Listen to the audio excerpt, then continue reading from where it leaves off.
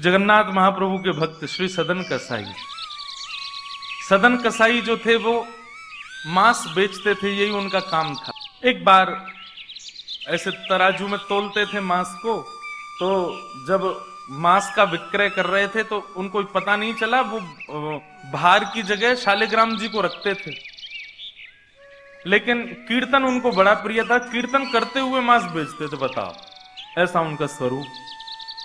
एक बार एक महात्मा वहां से निकल रहे थे, तो महात्मा ने जैसे देखा, वो तो देखते ही पहचान गए। मुंह पे कपड़ा रख करके जा रहे थे, तो देखा कि ये तो शालिग्राम जी हैं। तुरंत, अरे तुम क्या कर रहे हो, बहुत बड़ा पाप है ये तो, साक्षात शालिग्राम जी हैं। उसने कहा महाराज मुझसे गलती होगी, मुझे तो पहचान है नहीं। बोले लाओ इनको मुझको दो। शालिग्राम जी ले लिए महाराज, जाकर के शुद्ध नदियों के जल से स्नान कराया, पंचामृत स्नान कराया, इत्र लगाया, चंदन लगा करके चांदी के सिंहासन पर बैठा के माला पधरा दी, ठाकुर जी का कीर्तन, बढ़िया खीर बना के भोग लगाई और खूब रोए। महात्मा बोले कि नाथ आप भी कहां के कसाई के यहां बैठे थे, अब आप विराजो, प्रेम से रतन सिंहासन पर विराजो। ठाकुर जी विराज गए। रात्रि को महात्मा के स्वप्न में आए और स्वप्न में आकर के बोले सुनो, सुबह होते ही हमको ले जाओ और हमको वो सदन कसाई के पास छोड़ के आओ। महात्मा बोले वहां प्रभु मांस बेचता है, वो आपको तोलता है, तोलने के लिए भार बना करके रखता है, आप उसके यहां क्या करेंगे। ठाकुर जी कह रहे हैं हम जितना कह रहे हैं उतना करो बस। बोले नाथ ये तो वेद विरुद्ध हो जाएगा, ये तो शास्त्र विरुद्ध हो जाएगा, मैं आपको कैसे वहां छोड़ के आ सकता हूं। आपको वहां क्या सुख मिल रहा है, वो शुद्ध नहीं, पवित्र नहीं, उसका स्थान अच्छा नहीं, मांस विक्रय करने वाला व्यक्ति, महापापी व्यक्ति, वहां क्यों जाना है आपको। ठाकुर जी बोले कहीं पर हमको स्नान करने में सुख मिलता है, कहीं हमको सिंहासन पर बैठने में सुख मिलता है, कहीं भोजन करने में सुख मिलता है, कहीं माला पहनने में सुख मिलता है। सदन कसाई के हमको लुढ़कने में सुख मिलता है। उसकी तराजू में जब वो तराजू से तोलता है तो हम इधर उधर लोटपोट होते हैं, हमको उसमें बहुत आनंद आता है, हमको छोड़ के आओ उसके पास ही। और वो मांस विक्रय करता है, चलो जो भी है, लेकिन जब उसके यहाँ तोला जाता है और वो तोलते समय हम लुढ़कते हैं तो वो कीर्तन गाता है, वो मुझे बहुत अच्छा लगता है, मुझे उसके पास छोड़ के आओ। न जाने कौन से गुण पर दयानिधि रीझ जाते। सदन कसाई के पास महात्मा वापस आ गए और आकर के शालिग्राम जी देने, सदन कसाई बोलो नाथ यहाँ क्यों ले आए इनको दोबारा, यहाँ तो मांस बिकता हूं मैं, बहुत गंदा स्थान है ये। बोले धरो इनको अपने पास ही। ठाकुर जी रात में स्वप्न में आकर के कह के गए कि उनको तुम्हारे संग ही रहना है।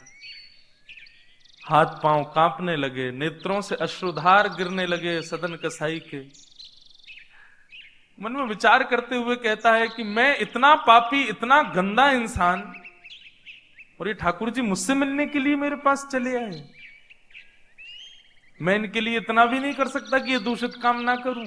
ज्यादा से ज्यादा क्या होगा, भोजन ही तो नहीं मिलेगा मुझे, धन ही तो नहीं कमाऊंगा, लेकिन इससे बड़ा और धन क्या चाहिए कि ठाकुर जी मेरे से मिलने के लिए व्याकुल हो रहे हैं।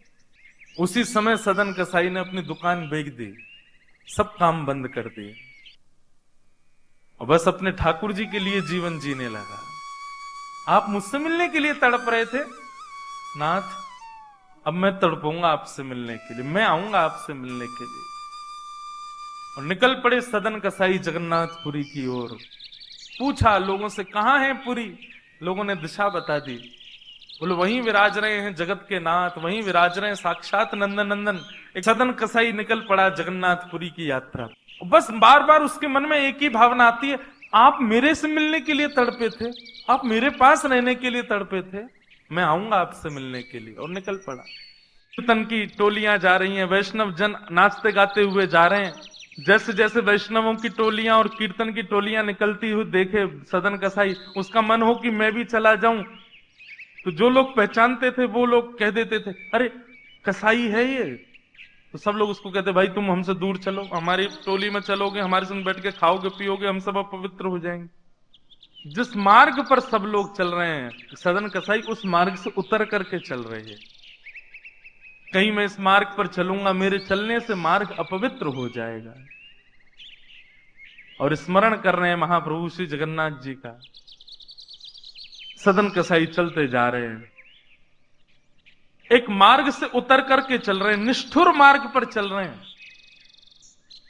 और बस स्मरण कर रहे हैं श्री जगन्नाथ महाप्रभु का। चलते चलते चलते एक नगर में पहुंचे, रात्रि का समय हो गया, शाम का समय हो गया। तो एक भवन बना था, घर बना था, उसी के बाहर ही सदन कसाई बैठ गए। सदन कसाई का रूप बहुत सुंदर था, नेत्र, उनके केश, उनके मुख की आकृति, उनकी भुजाएं बहुत सुंदर थे। भले ही कसाई थे पर सुंदर थे।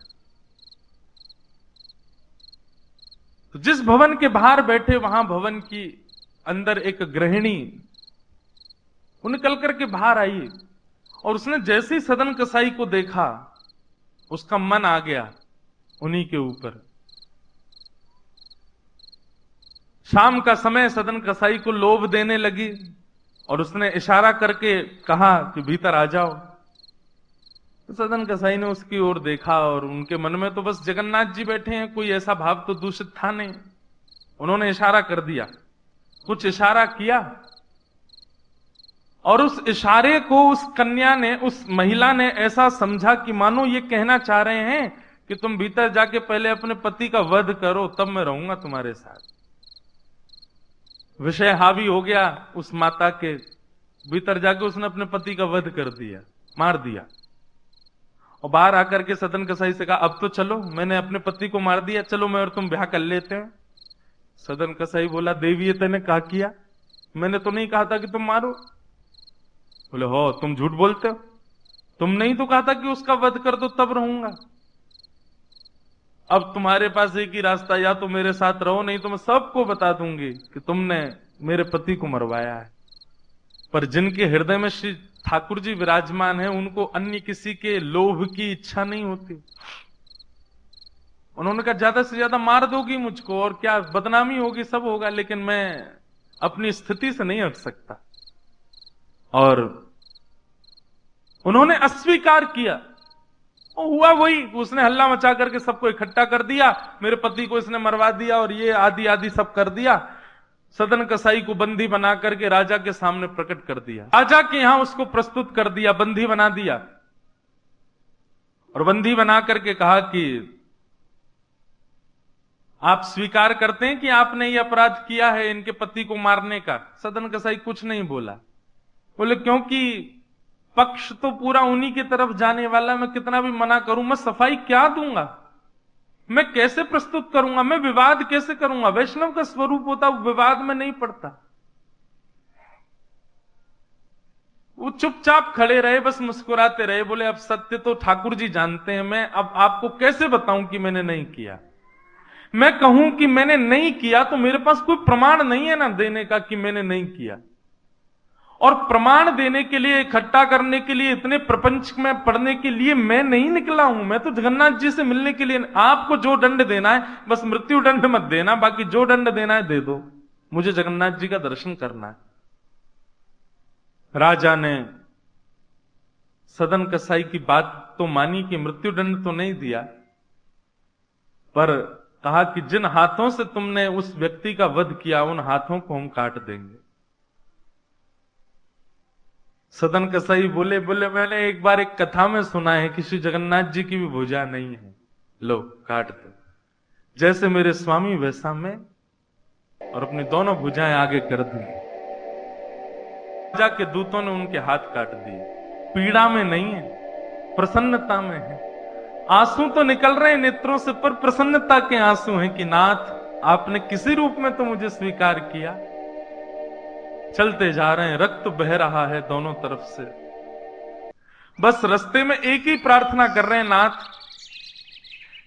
है तो ये शरीर ही, और यही माध्यम है मुझे आपके दर्शन का। इसमें जो ये पीड़ा हुई है, जो रक्त संचार हो रहा, रक्त जो निकल रहा है, बस इससे केवल ठाकुर जी इतना रक्त बचने देना भीतर कि मैं जगन्नाथपुरी पहुंच जाऊं, आपका दर्शन कर लूं, उससे पहले मेरे प्राण ना निकल जाए। और चलते जा रहे हैं। जैसे ही श्री क्षेत्र में उन्होंने प्रवेश किया, और जैसे ही प्रवेश किया, ब्रह्म वेदी पर श्री जगन्नाथ जी झूमने लगे। पुजारियों ने जाकर के कहा, महाप्रभु जी आज्ञा करें, आप इतने प्रसन्न क्यों हैं? बोले, मेरा एक भक्त आया है, वो बेचारा बहुत कष्ट में है, आप लोग तुरंत पालकी लेकर के जाइए, उसको लेकर के आइए यहां पर। पुजारी सब पालकी लेकर के दौड़े और पुरी में प्रवेश कर रहे वैष्णवों से पूछने, अरे भैया महाप्रभु जी का कोई भक्त आया है क्या? महाप्रभु जी ने पालकी भेजी है उसको ले जाने के लिए। महाप्रभु जी आज बड़े प्रसन्न हैं, उनका कोई परम वैष्णव भक्त आया है। तो सदन कसाई ने जैसे ये बात सुनी कि पुजारी हल्ला कर रहे हैं, कोई बहुत बड़ा भक्त आया है, महाप्रभु जी ने उसके लिए पालकी भेजी, तो सदन कसाई इतने खुश हो गए, बोले आज ठाकुर जी के दर्शन तो होंगे, उनके एक प्रिय भक्त के भी दर्शन हो जाएंगे, कितना मेरा सौभाग्य होगा।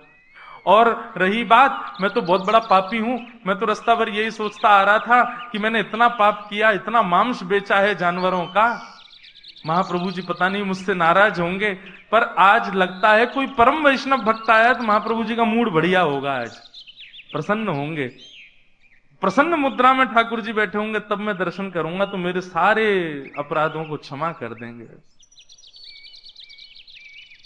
वहां तो भीड़ लग गई पालकी के पास में, बोले हम हैं परम भक्त, और वो सदन कसाई दूरी खड़े हैं, बोले इनमें से कोई होगा जो पालकी में बैठेगा, आज पहले उसको प्रणाम करूंगा फिर महाप्रभु जी को करूंगा। वहां तो इतनी भीड़ लग गई कि पंडा पुजारी पालकी लेके जान बचा के भागे वहां से, क्योंकि सबको लगता है कि हमसे बड़ा भक्त तो कोई है ही नहीं। पालकी खाली लौट करके आ गई। महाप्रभु जगन्नाथ जी बोले तुम खाली आ गए, लेके नहीं आए उनको? बोले भगवान आपके एक दो भक्त तो है नहीं, वहां तो हजारों भक्त, एक पालकी उसमें कितनों को बैठा किया, सब चढ़ने लगे, बोले हम है भक्त, हम है भक्त। आप कोई संकेत बताओ, आपके भक्त का कोई लक्षण। श्री जगन्नाथ प्रभु के नेत्रों सजल हो गए, बोले मेरी तरह उसके भी हाथ नहीं है, जो आया है वही है मेरा भक्त, उसको लेके आओ। पुजारी पालकी लेकर के दोबारा गए।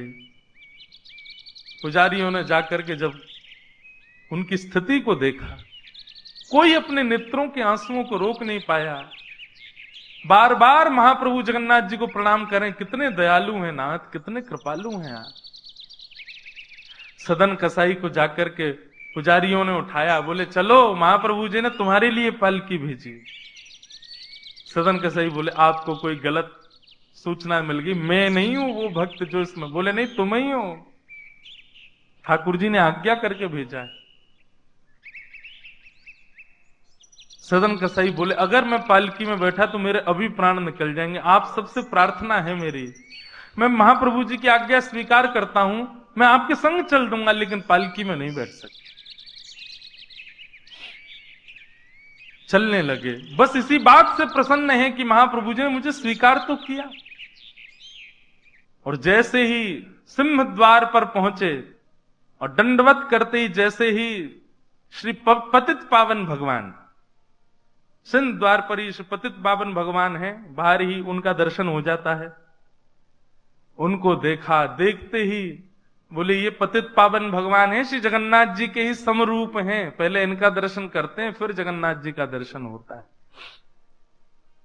जैसे ही दंडवत किया, अभी तक तो उनको ग्लानि नहीं थी कि मेरे हाथ नहीं है, पर अब दंडवत करते समय उनको तनिक एक ग्लानि से हुई, का मेरे हाथ होते तो मैं भी ऐसे दंडवत करता, दोनों भुजाएं आगे कर लेता, और इस भाव से जैसे जो शेष भुजा थे थोड़े से उनको आगे करके रुदन करने लगे सदन कसाई। इतने में ही उनके भुजा निकल करके आ गई और ठाकुर जी ने भुजा प्रदान करके उनके दंडवत को स्वीकार किया। श्री जगन्नाथ महाप्रभु की